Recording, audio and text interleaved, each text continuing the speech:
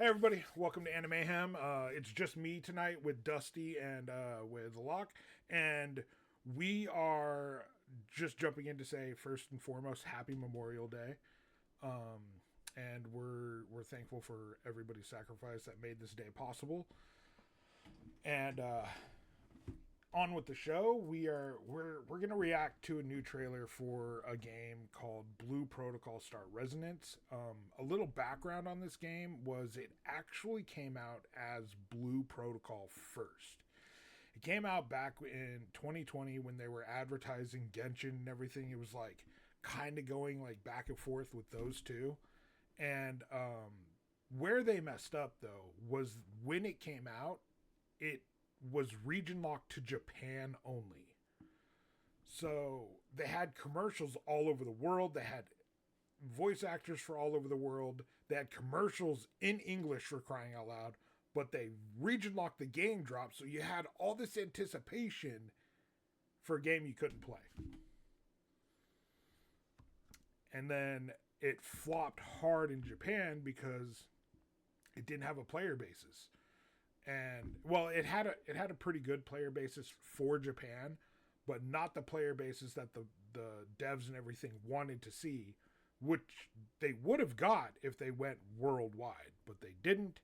And COVID hit, and everybody started playing Genshin Impact and all those other gacha games and everything, and Blue Protocol failed.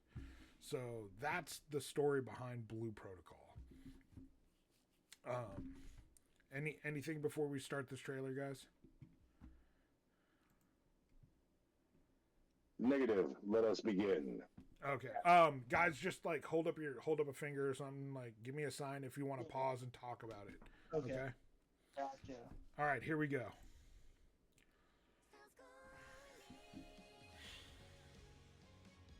I'm already loving the ambiance of the game.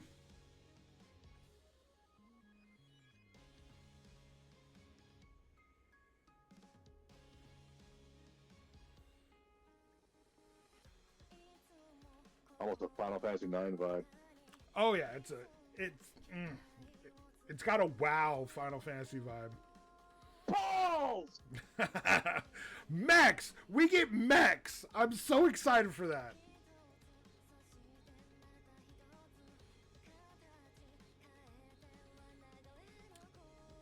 Okay, I have to pause it here because this is like the crafting thing.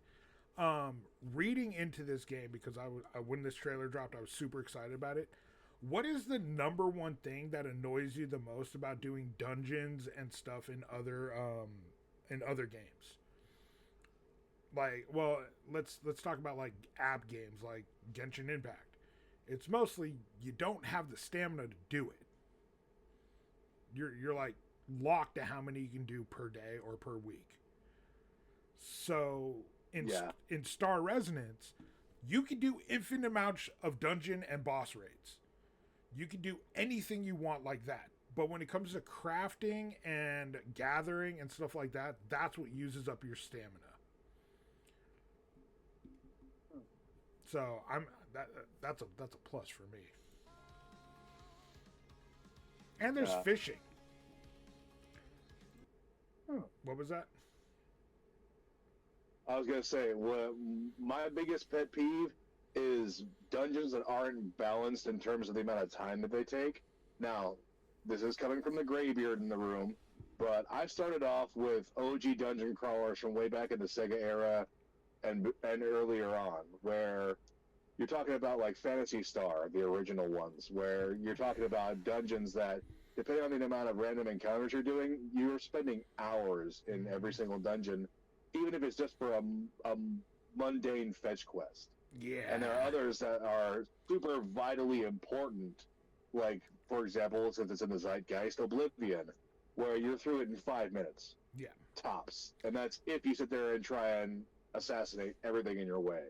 So, so long as there's that balance of, like, the effort required with the payoff, I'm usually Gucci. Yeah, I'm super excited about this because this is also becoming an app game. So its initial launch will be PC and app, and everybody's already saying PC is the only way to go. But I don't see them putting PC Master Race. putting on my hood for that one. Where was I going? Oh yeah, so I don't see them putting like a dungeon that's like 12 hours long, or even boss fights that like you have. Well, I could see them making like a boss fight super duper difficult where you have to actually team up. But the point of this game is you're gonna need community. You're gonna need a guild. You're gonna need those people. So you're gonna have some friends playing this with you. All right, here we go.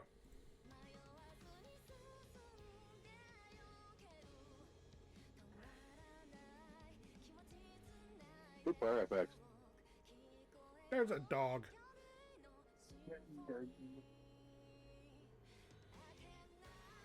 This is cell shading done pretty right, I think. Yep.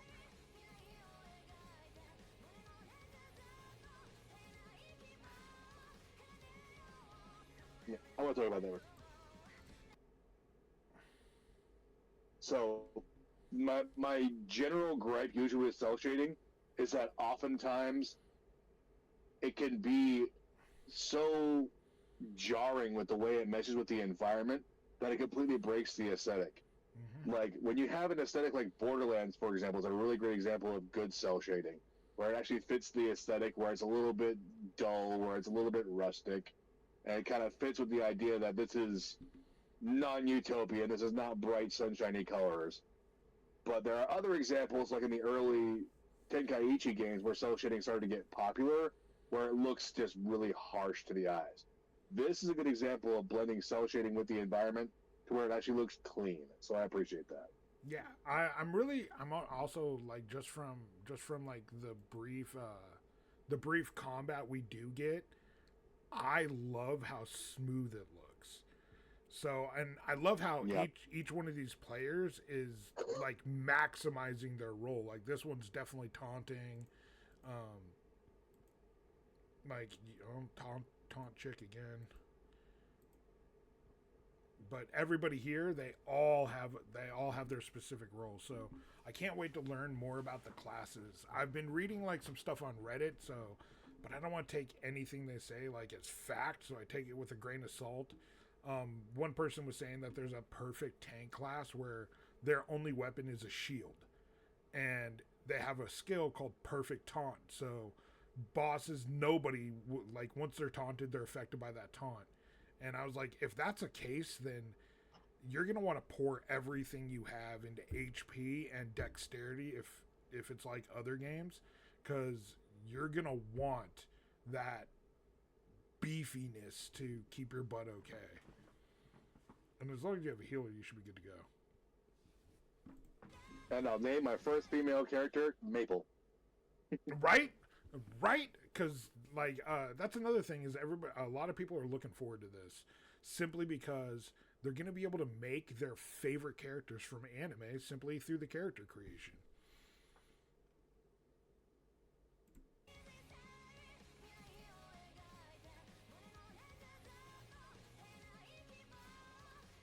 Yeah, dude, that's clean and seamless. You don't have a lot of that time lag when there's lots of people doing the same things at once. Yep.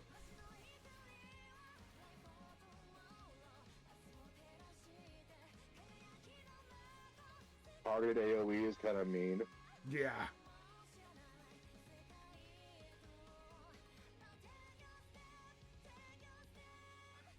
That sword was awesome.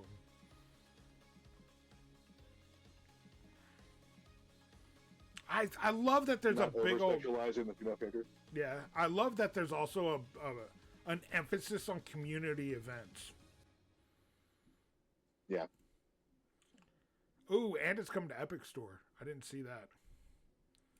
Sweet. And of course, the Godfather, Steam, yes, always thrusting his big proboscis in there. Well, okay, so originally, I watched this trailer the day it came out. Originally, Epic Store, and it was only Steam, Google Play, and Apple. Epic Store is a new addition. So, I'm super excited about this. I keep watching this trailer, and I'm like, oh, it's so good. It looks so good. So, I don't know, like, you're definitely going to need a good internet connection, and you're definitely going to need... Well, you don't even need that strong of a PC to run that. So... No. I think if you were comfortably running anything 2015 and up, you should be fine. Yeah. So that's a good price point, and the fact that this game is free. Like, I'm kind of worried. That's free. Whoa. Yeah, it's a free game. So where are they gonna get their money? Battle passes, stamina refills, character skins, stuff like that. Probably events. I think ads probably refill your stamina with watching X number of ads. Well, no, I actually think crossovers are going to be where they're going to get their money from, because animes are going to want to advertise their games or their animes in games like this. So, but as an example in the future, because you brought it up, what if Balfour gets a season 3? I could see them doing like, hey, come check out the new Balfour skin. Literally, you could be a maple tank. I would do it. Like, I'm sitting here looking at this going, I might have to put Genshin on the back wall for a while.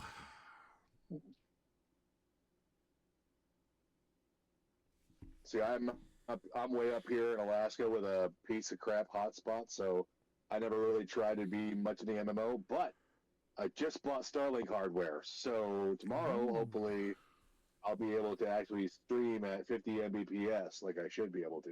I was just gonna say, like, why aren't you on Starlink? Like, their big point is, like, we have great internet in places like Alaska.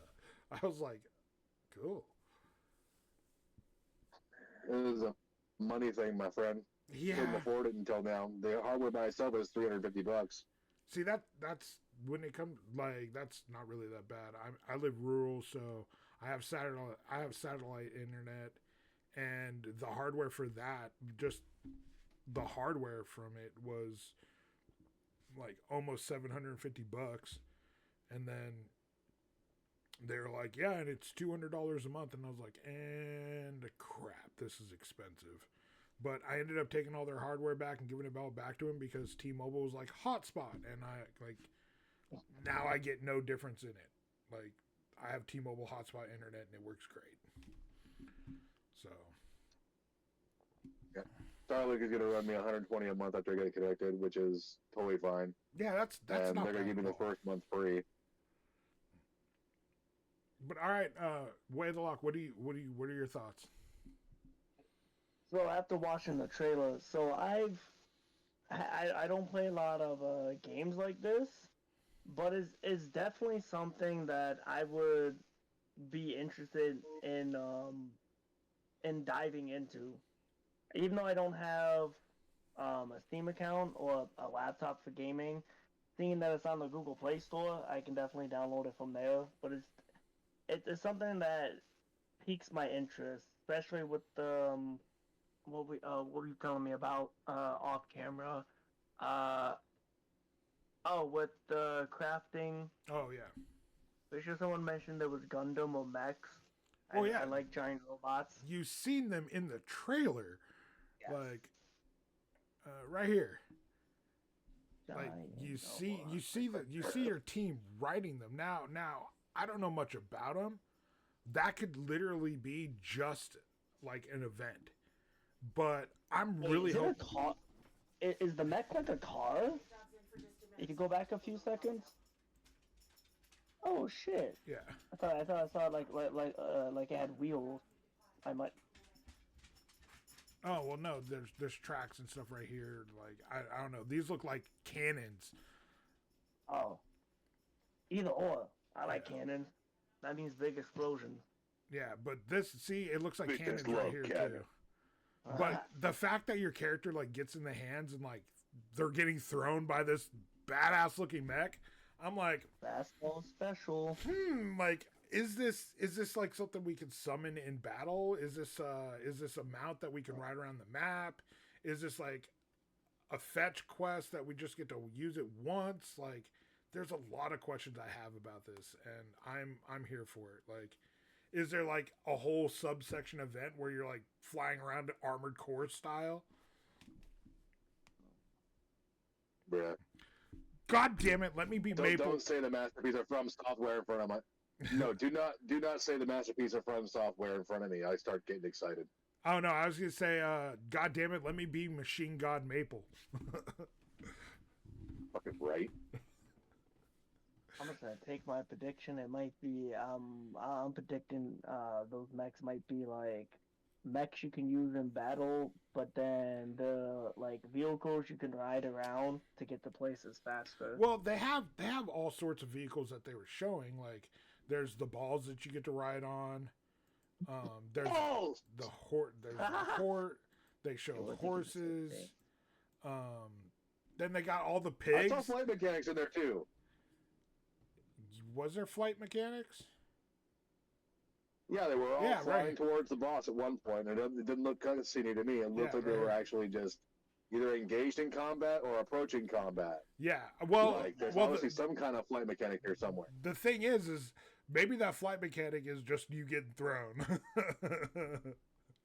Because you I'd go, be down. you Again, go, give me throw, a tanky ass maple fly. and spank her at the enemy, and she won't feel anything. Because The team battles with that one dragon looked interesting.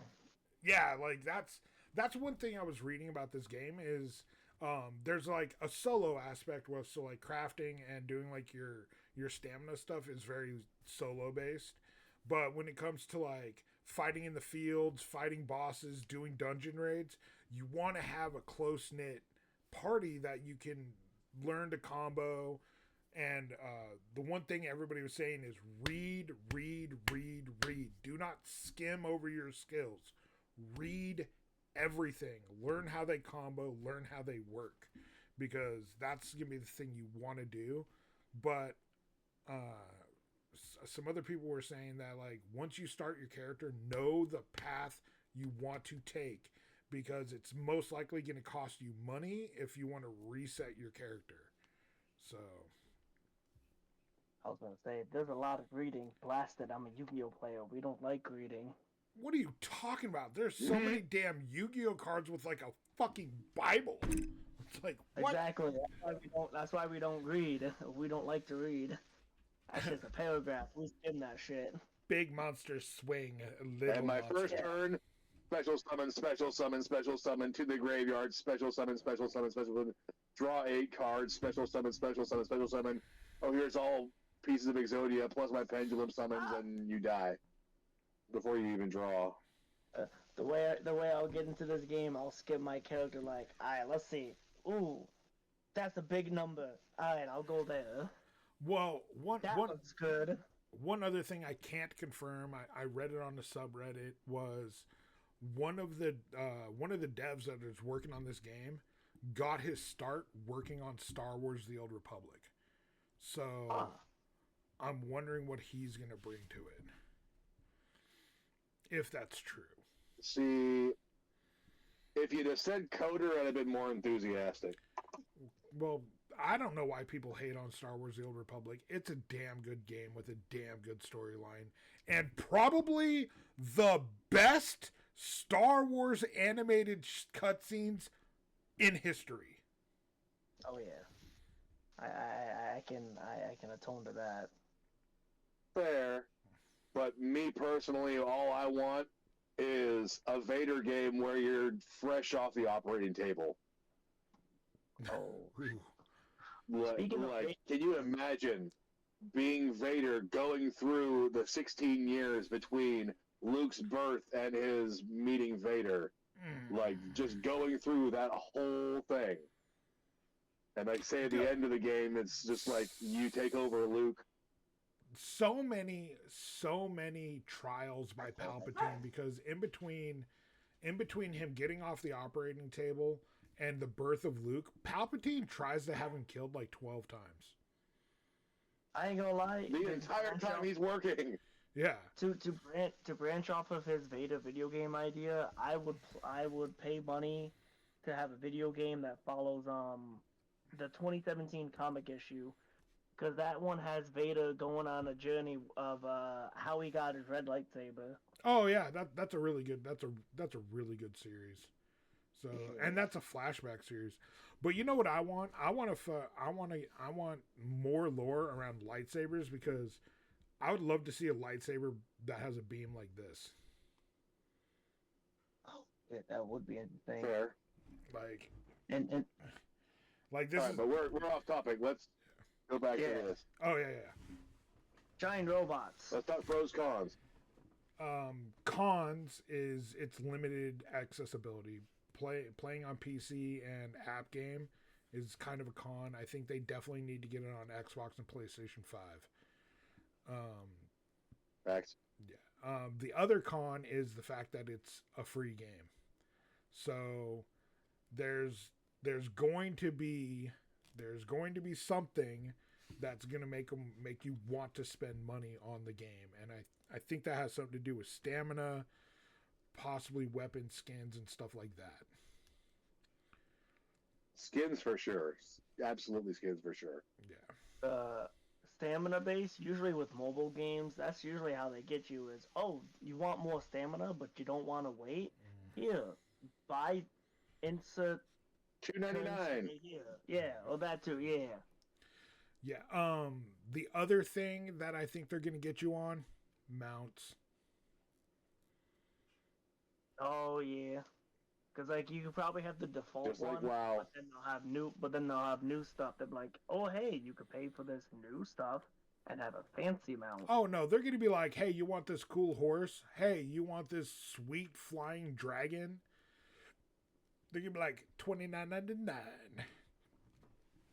Now, is the game gonna be free or? Yeah. Oh, okay. The game is going to be free to download and play, but well, from everything I'm reading, it's free to download and play. Heck, you know what? You know where else they might get you? The free version might get you one character, and if you want multiple characters, you're gonna have to pay to unlock them. See, that was my next thing, because if they go the Metal Gear Survive route where you have to pay for save slots, that's the same kind of concept here. And judging by the way the industry has moved, it would not surprise me if your first character was free, or even free up to a certain level they want to be absolute dongs. You know, they could take a path of Star Wars: The Old Republic, where they're like, yeah, you can do everything for free in the base game, but if you become a subscriber, you get all the DLCs, you get all this like extra stuff. I could see that. $10 a month, like they'll be like, look, you can do it $75 a year, stuff like that, and they'll give you like perks. They'll be like, look, you get this like limited edition mount, you get this cool skin, blah blah blah blah blah. I could see them doing a subscription base. Depends on how they do the pricing, because like if it's a free game, they gotta make the money somehow, but they don't want to they don't want to I think overcharge is what I'm looking for. Like they don't want to they want to make sure it's not too crazy of spending money. Yeah, That makes sense. I have alerts set up for it, so the day that it goes live, I'm downloading it immediately. Like, I already have it on Steam that when it goes live, it'll automatically download to my PC as long as my PC is turned on. Ladies and gentlemen, Otaku James is a massive throbbing boner for this game. Really, the Otaku has a boner for the anime MMORPG with cute anime girls. You don't Not say. hypersexualized anime girls as well, I might Yeah, add, which I appreciate. At the same time, as a dirty old man, I also don't appreciate. I mean, I mean, the fishing You have scene. to appeal to a wide audience, so I mean, the fishing scene has, you know, every taste a guy could want. Thigh highs, shorts. there's yams, skirts. I see the yams. So, like, I mean, the Gooners are going to come for it. Yeah. Praising boom. But I could definitely see them doing a battle pass for this game. 100%. Yeah. So. That's how Fortnite keeps its money, dude. Skins and battle passes. Yeah. Yeah. I could also. Battle passes, Them V-Bucks. I could also see them having like a cartel market where you can buy things that you need. Like, oh, let's say you need to upgrade your weapon, but you're not finding that one specific drop in like a crafting area that you're. Let's say you got to mine for some fucking metal and you can't get that one rare drop, and you've dumped hours into it, and you're like, fuck it, cartel market. Boom, there it is. Oh, I need this many freaking bucks to do it. Okay, fine. I could also see them doing like an exchange market like they had in WoW, but instead of just being straight player-to-player transactions, the devs could take a cut of it. Yep, like the bank teller. Like, so you could twing out a low-B character with high-level gear and weapons, but it's going to cost you for every transaction. Yep. But they're also going to need, unless your characters have like a bag of holding, you're also going to need a banking system to keep all your stuff. But that also doesn't say what happens if you die. Do you drop things? Do you damage weapons? Like, there's a lot of questions like, what systems are they going to put in? What's the PvP going to be like? Is the whole world PvP? Can I just run up and start killing people and taking their shit? Oh shit. For an anime game, I don't see that happening, but I do see weapons having a stamina bar themselves to where you have to get them fixed constantly. Given the popularity of the Breath of the Wild trilogy, that would not surprise me. Yeah. So, yeah, there's a lot of mystery surrounded by this game that could turn me off of it, but I'm really excited to explore a new world. I can't remember. All right, let's give it a rating. Let's give the trailer ratings 1 to 10. Okay. First, let's establish what is 1 and what is 10. What are you comparing it to? What is your guys' number 10? Like, this is the greatest game trailer you ever seen. I'm old. I would have to take it all the way back to Legends of Dragoon. Wait, hold on. Explain the rating again. What? Like 1 and 10? 10. If 10 is the best trailer you have ever seen in your life, what represents as a 10? What represents as a 10? Oh shit. Ooh. 10 for me is Metal Gear Solid 4. Oh, that was such a good game trailer. I think about That was absolute. Especially when they teased the Raiden introduction, like yes. Okay. That's peak for me. When it comes to peak game trailers, I have to say Jedi Survivor. Simply because you got Mark Hamill in there going, they didn't give me 2 lightsabers. That killed me. Yeah. That is a solid number 10. I'll have to go down. I was about to say, because like I don't watch a lot of game trailers. Like there's the Star Wars one, well there's Battlefront 2 as well. But I might have to go with Another 10 for me would probably be Legacy of Kain, either Defiance or Soul Reaver 2. Yeah. Those were good. The only one I can think about is the one that James reminded me of, which was Jedi Mark Hamill. Yeah. Okay, well, what's a 1? What's a 1 for everybody? What's a trailer was so ass that you're just like, ugh. Okay, I'm telling you, this game trailer sucked. It sucked so bad because it had barely anything to it. And the game was amazing. Grandia 2.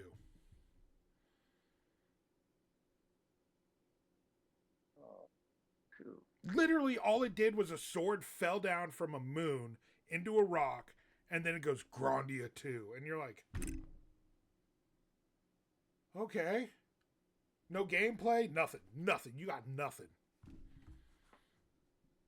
Oh wait, I know we're on 1 right now, but one that would be a trailer. It popped in my head. A trailer I remember. It wouldn't be a 10, but it'd be close to a 10. Is Gotham Knights. Ooh, that was a good trailer. Good one. A 1 for me was Final Fantasy 12. Oh, that was a horrible trailer too. Trailer sucked. The game was hit and miss. Some people loved it, some people hated it. The trailer gave you nothing.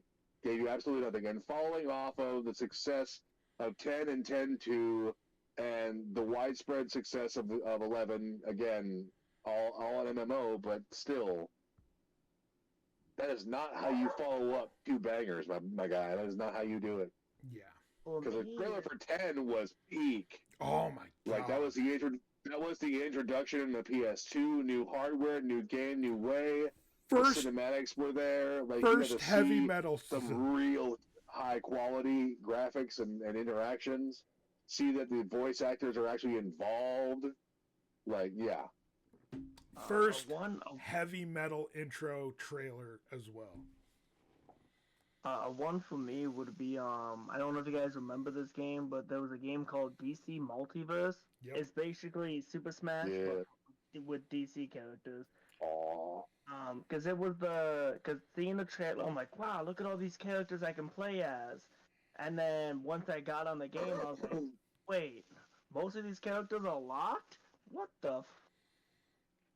You gotta make them. Yep. Yeah. All right, but that game as an MMO is kind of limited, but yeah. It's a box.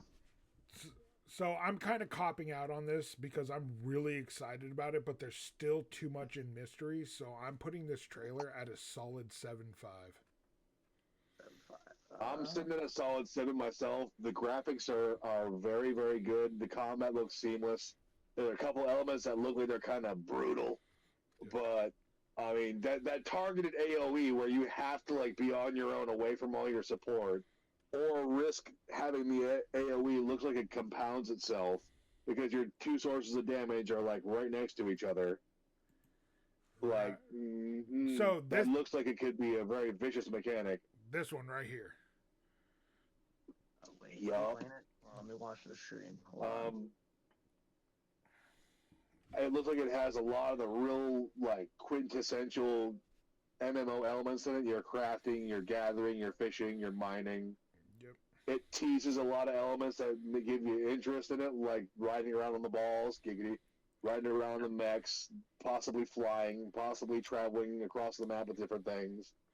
Like, looks like extremely modular characters, lots of different ideas for types, for classes, for skins.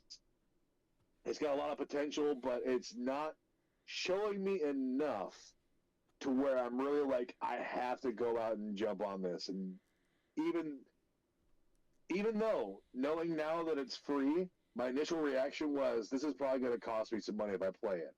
And knowing that it's free gives me that same level of trepidation. I'm just like, okay, so to do what I really want to in the time I have allotted as a single dad, I'm going to need to probably spend some money. So there's one big plus to this game where they have all the women that are not overly sexualized. That there's a lot of team emphasis, and there's a buttload of community events. One good thing I'm really excited about is I could play this with my 11-year-old daughter. Yeah, see, I have the same reaction too because I still to this day play Digimon World Next Order with my kids, and then because I have the 2 little ones, it's like they have their own Digimon that I'm leveling up at the same time. Mm-hmm. So, like, oh no, you're dying! Oh no, you're dying! I better heal you quick! Like, you get some interested and interacted and involved in something other than Minecraft. Do you know how much Fortnite and Power World I've played with my son simply because I don't want to play Minecraft with him? Yeah. I'm gonna get back into Power World. Do you know how much Five Nights at Freddy's I've played with my 11-year-old daughter simply because I don't want to watch all the Markiplier videos on it? Like, my daughter's all about like super creepy and stuff, but when it comes to like things to do with me, she loves like vibrant colors and cutesy things. Like, her favorite thing in the world is fucking Squishmallows. Like, oh, those things. Yeah. my wife has the entire collection of Pokemon ones. Like, she loves them too, but knowing that I could play this with my daughter and she can run it on her PC has me super excited. So Yeah. All right, Way of the Lock. What's your rating on this thing? 0 to 10. Alright, so being optimistic and watching it from somebody who doesn't play this type of gameplay, I give it a solid 7.5, close to an 8. Little bit worried when you about the it's a free gameplay, and it makes me wonder how they're going to make the money. Cause like, are they gonna be like some of the games was like, oh, you gotta spend an arm and a leg, or is it gonna be like the other game was like it's affordable, but at least they're still making the money, if that makes sense. Like the approach about how they're gonna end up making the money, because like are they gonna make the consumers cost an arm and a leg to get the stuff they want? they're gonna put in a wish system for weapons. Oh shit. But no, like watching the videos, gameplays wise, and everything in that video, 7.5. It's something that I'd give it a try. I just noticed that Thinking about it, I'm betting, and I will even lay money on this. I am betting subscription is the way they're going to go. Yeah. Just because there's so much in the way that the world works right now with streaming services and all kinds of accounts on everything else. They're going to have a monthly subscription that you're just going to see a notification pop up in your phone about, and you're not going to think about it twice. You're going to be like, oh, well, I guess I had enough, whatever. Yep. And you're going to keep playing the game until you're bored of it, and then you're not going to think about it, and they're just going to keep on raking in the cash. Yep. I mean, I hate that. I hate that thing. But I can see two ways: monthly subscription and battle passes. And I can see a 3-tier battle pass. I can see the free battle pass that gives you like cool stuff every now and again. I can see the subscription battle pass that gives you something cool every single level. And then you have the premium battle pass where you pay a little extra on top of your subscription and you're getting badass shit all the way through. For $39.99, you can be the GOAT. Yeah, for $39.99, you can do all of this and you get all of this stuff. But yep. All right, guys. Thank you for coming in and doing this memorial stream for me. Dusty, where can they find you? You can find me on TikTok at Dusty Roberts. Same on Instagram and on YouTube. I post there fairly regularly. If I could actually talk, that would be helpful. And yeah, I've got a book I'm hoping to drop here in December. Really looking forward to that. I'm editing out my first draft right now, so that'll be posted up on Instagram, YouTube, and on TikTok once it's finished. Still got a working title, so I'm not going to tease it just yet, but it's good. It's good stuff. What's the book about? Because now I'm interested. Okay, so imagine a steampunk era world. Okay. Steam technology, but instead of steam, it's being fueled by the life force of the planet itself. Huh. And you've got your orphan protag, like you do, who just kind of shows up and starts getting embroiled in this sudden realization that all this energy that's powering the planet is in pain. And then the inciting incident is when he shows up on scene in this first big town he goes to, and all that energy decided it's fed up with the human race and starts fighting back. Ooh. So the technology that normally is the backbone of high society and the world itself starts just basically going haywire and unaliving everybody around it. So steampunk Terminator. Yeah. But imagine an eldritch, imagine a steam train turning into an eldritch golem and starting to slaughter people en masse. Fun. Okay. Interesting. Very interesting. So Cthulhu had sex with the Final Fantasy VII ROM. Got it. Yeah, kinda. And this is going to be a trilogy. It's going to be probably an 8-part series by the time it's all said and done. And it's going to just be... It's going to be a love letter to every fantasy genre I've ever been interested in. And every anime, every video game, every book I've read.